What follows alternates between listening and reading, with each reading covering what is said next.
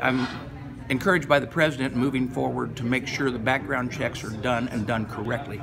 We work about making sure the communications between law enforcement, whether federal, state, local, communicate back and forth in situations like this to make sure that's done. Two is the thing we need to do. We make our schools safe from fire. We need to make our schools safe from gunfire. And we can do that. I actually had a bill out before this occurred.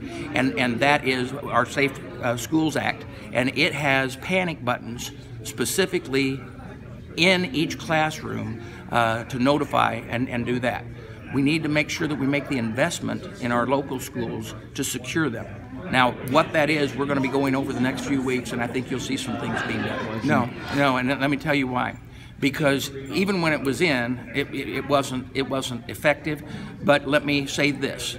Now, I also know that right after the Las Vegas shooting, I and Adam Kinsinger got together and wrote a letter to ATF to reconsider. ATF had the opportunity during the last administration, because that's when bump stocks came out, to go ahead and say, because these are trying to circumvent the law on fully automatic weapons, and that's what they do, then we should when we don't have to do it by law.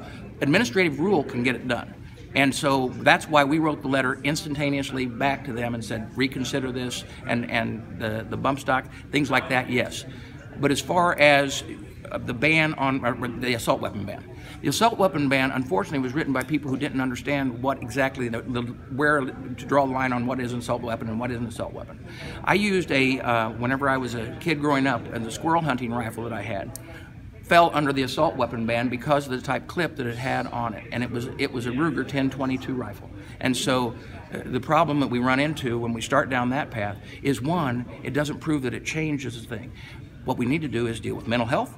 What we need to do is deal with the safety in our schools, and making sure that what laws we have, because each one of these shootings have occurred, whether it was the one out in DC of my own colleagues, whether it was Vegas, whether it was the shootings that are occurring in schools with these children that are suffering from mental illness, each one of them has given red flags, and the authorities, either local, state, or federal, are not reacting with the existing laws they have.